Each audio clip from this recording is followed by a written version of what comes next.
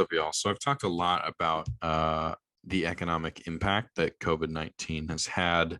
I think I've talked about it in a few different videos, but the main one that I made talking about it that in length was the inflation video I posted like a month or two ago, where I basically was just explaining how you had all these forced shutdowns, and basically you've been draining the middle class this entire time, and the price of raw materials is skyrocketing for a multitude of reasons, which is going to affect consumer prices in a lot of different ways. We could see really unprecedented hyperinflation here in the United States, comparable to the Weimar Republic. I recommend everyone go check out that video. But currently, the biggest economic crisis that's been talked about and is probably most notable to this point in time is the housing crisis. So, right, we've got potentially 12 million people who are going to be evicted here next week as the eviction moratorium ends. Some states and cities are going to pay off some of that back rent that people owe, which is in, I think the nationwide average right now is like, the average person's like who does have rent debt, essentially it's like $15,000 or more. So nobody can pay this off. Nobody's got $15,000 sitting in their bank account like, oh yeah, here you go. I think there was a study that showed the average American would not be able to weather a $400 unexpected payment. They would have to, make moves, or just simply wouldn't be able to pay it. So what I'm trying to say, people don't have savings. Nobody's going to be able to pay this off. Tons of people are going to get evicted. It's already happening. A bunch of places are overturning it. Could be like 12 million people. So it'll be similar to 2008, but even more catastrophic. What we'll likely see is a massive influx of homeless people in all major cities and all across the country, really, on top of the homelessness crisis that we are already facing.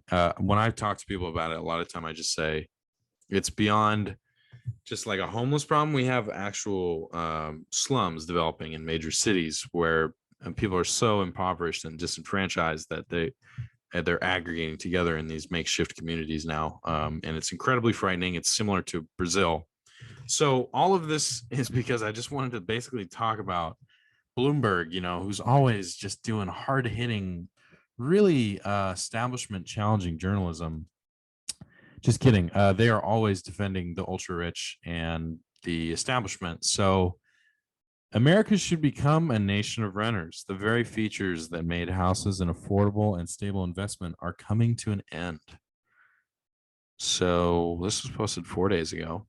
Let's just take a look at this. Rising real estate prices are stoking fears that homeownership, long considered a core component of the American dream, wasn't it, is slipping out of reach for low and moderate income Americans. So not just poor people, even middle class people can't buy houses. That may be so, but a nation of renters is not something to fear. In fact, it's the opposite. Really? Wow. Let's keep reading. This is news to me.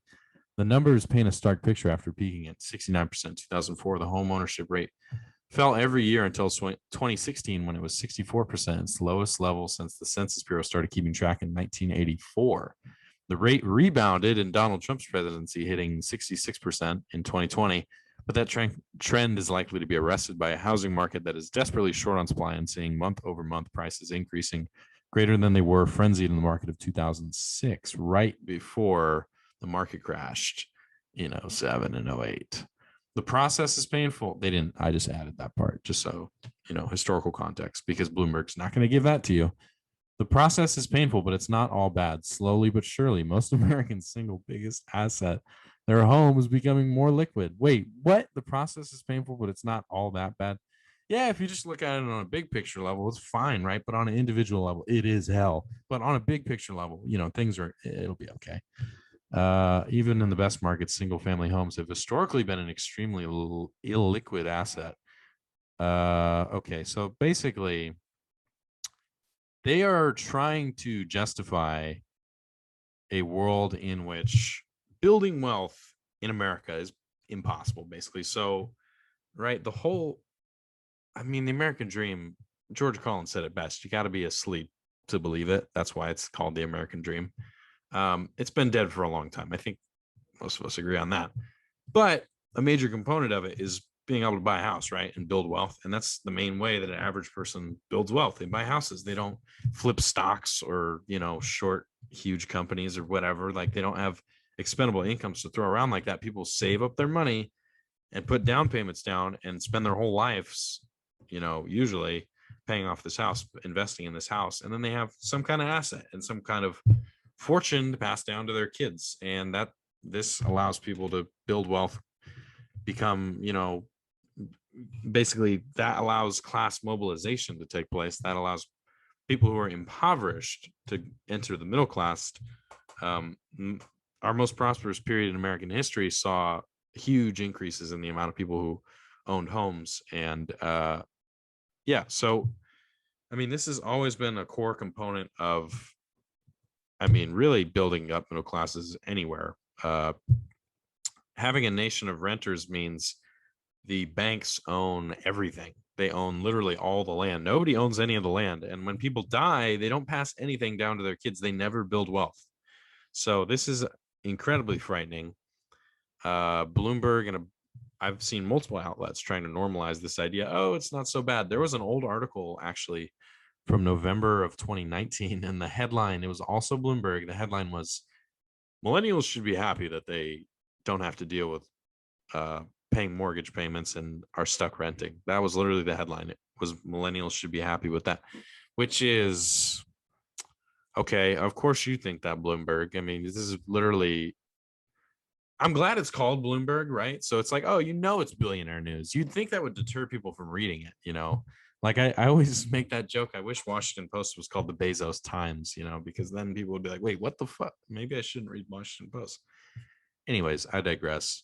I just want to underscore that we can't, I don't know what we can really do other than continue to push the third party movement, but we need to spread awareness that renting is not a good alternative to building wealth and investing in an asset and, right, like actually owning something. Every average person should aspire at some point, in my opinion, in a capitalist society, there's a lot of there, should aspire to buy a house, right? That's the American dream, and it's dying. And some would say it's already dead, but this is really the final nail in the coffin. I don't know. Honestly, I feel like I've been kind of joking around here, but it's actually terrifying. And it is, it's 2008 all over. We don't learn from our mistakes. We elect these same corrupt establishment people. And it's not the American people's fault. It's not who I'm blaming. The system is broken, clearly. So vote third party and try to spread awareness about this.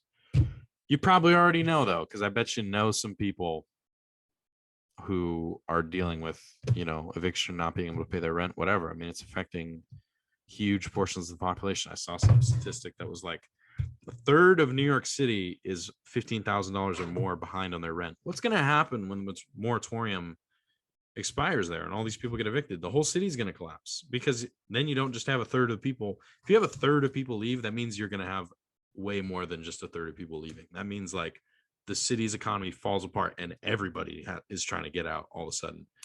We're going to see that happen in tons of major cities. And I don't know what the result will be. Hopefully we can avoid this future of being a nation of renters. I'm 20, I'm in college, and I really want to own a house someday. So that's why I think about this a lot. And it's disheartening, I voted for Joe Biden, and he's perpetuating all this stuff, and it sucks. And I wish I don't know. It wouldn't have made a difference if I voted for anybody else in my state, but I wish I would have voted for third party on principle, and in the future I will. And this is part of my motivation for that. So thanks for watching.